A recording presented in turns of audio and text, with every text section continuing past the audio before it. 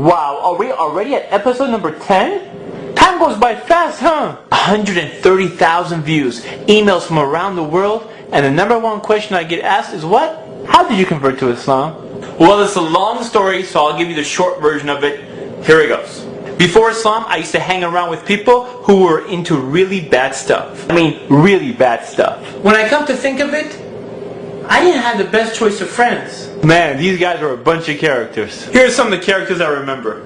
The con artist. Hey, Ali, how's it going, baby? How's it going? I want to ask you a quick question. That book you have in your hand, how much did you buy that for? $25. Not bad, not bad. I can sell it for 30. Yes, 30. And I'll give you 15. Huh? We got an idea?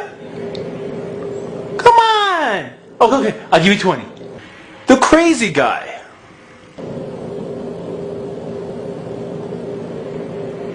What? The trash talker. So he came up to me, I was like, dude, what are you talking about, man? What are you talking about? If you got something to say it in my face. And he was like, he just looked at me like I was crazy. And I told him, man, you know what? What? Is he behind me? Is he behind me? Oh, okay. Anyways, I told him, what did I tell him? The weird guy. So what you doing today? I don't know. I guess.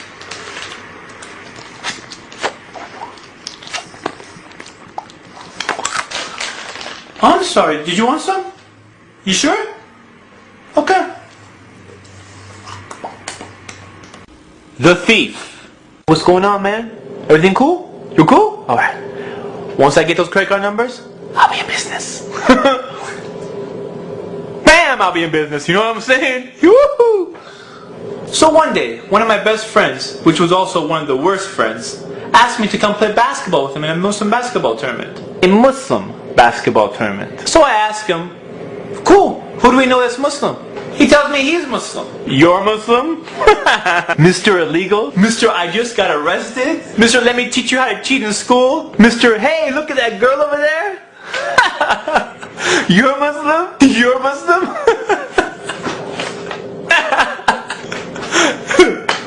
What? You serious? Okay. I'm sorry, man. I'm sorry. I'm just sorry. Okay. It's hot on me. Muslim. You're not Muslim. Who are you kidding, man?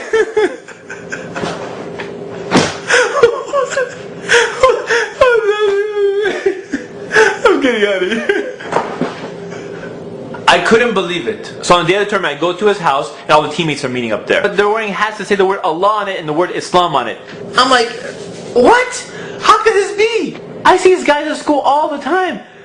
I have like no idea these guys were Muslim. Zero. With all the stuff I see these people do, I didn't think they had any association with any religion. So we went to the tournament, and when it came for a time for prayer, my team walked out. Yes, they said, let's go chill outside. I'm like, chill? Don't you guys go pray like 5 times a day? No, man, it's cool. We're gonna go chill outside. And judging by their actions, I thought Islam was some type of cultural thing. So of course, after seeing the way these people were Muslims, I had no interest into looking into Islam. Did I become Muslim after seeing these guys? No. As time went on, I noticed more and more of my friends were getting me into trouble. I guess this is what happens when you have bad friends around you. Sometimes you don't look for trouble, but trouble seems to find you. One guy got arrested, the other one's in trial, and bam, I get shot at. Twice. And what religion am I practicing? Nothing. I was worshipping idols. Worshipping idols. Wearing these superstition rocks around my neck, thinking that these rocks will benefit me somehow. But they didn't. I was lost in a world of jahiliyyah, a world of ignorance. Islam was never given to me, so I had no idea what it was. Eventually, I realized that these idols didn't benefit me. So one day, I decided to search for the truth. I told myself if I find it, I will change my life. So I started looking into different religions and different ways of life. One by one, I found errors in different religions. Each time I found an error in a religion, I would throw it out. I mean, if the religion is from the creator of all things, the one who made everything, from God the Almighty, how can I have an error in it? Or how can I accept a message that's been changed by man? Or how can God get killed or die? I didn't buy it. Or blind following some clergy guy? Someone who claims he's closer to God than the rest of us? I don't think so. Pretty soon, I start losing hope. It looked like all the religions were eliminated. Then one day, someone gives me a flyer to an Islamic camp. So I figured this would be a great time to check out the religion of Islam. Unfortunately, it was bad timing. You see, my father was in the hospital and the doctor told us he has about a few days to live.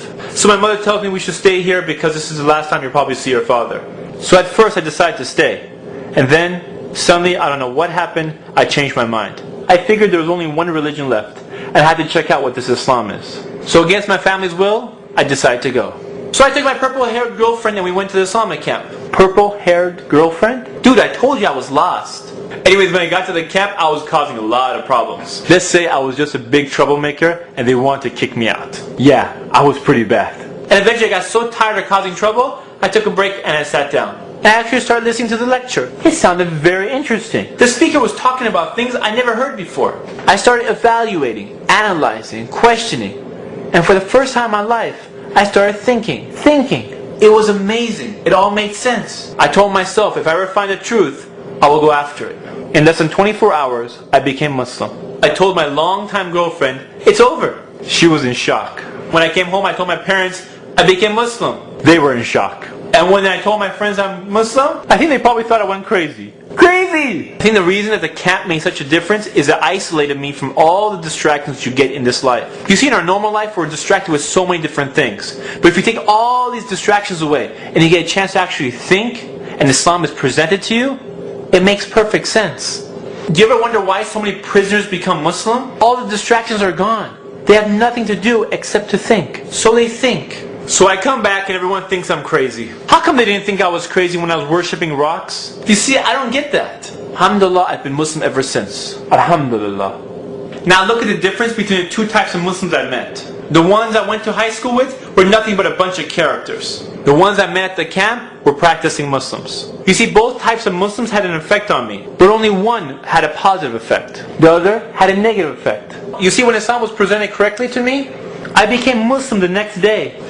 So if you call yourself Muslim and you imitate the misguided people around you, why would anyone want to be like you? I mean, if you go have a beer with your friends and then you try to talk to them about how great Islam is, they'll think you're a hypocrite. You see, there's people out there that are just like me. They are sincere, they want the truth, but they just need someone to present it to them.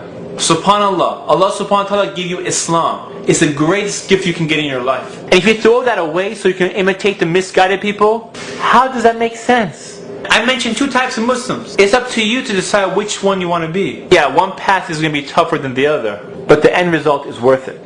As you know, there's no compulsion in Islam. So the way we carry ourselves is the way we carry Islam to the people. SubhanAllah, those who had Islam and decided to be bad examples around me and never gave me Islam, what are they going to say to Allah subhanahu wa ta'ala on the Day of Judgment?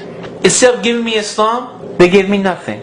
You see, if you slack off in your religion, it doesn't just affect you, but it also affects everyone who interacts with you. Do you know what I'm saying? No, seriously, do you know what I'm saying? I hope you do, inshallah. This is Ali reminding you just in case you forgot. This is Ali reminding you just in case you forgot.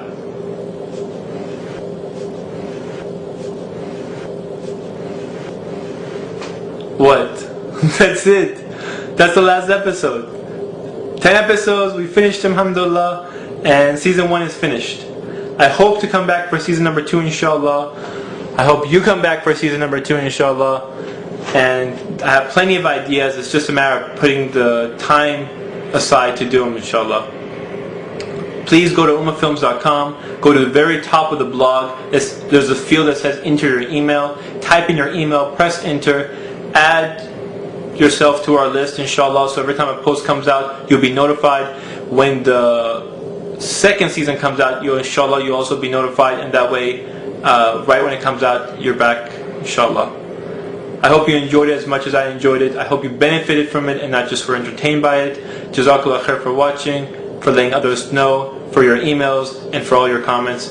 Assalamu alaikum. This is Ali reminding you just in case you forgot.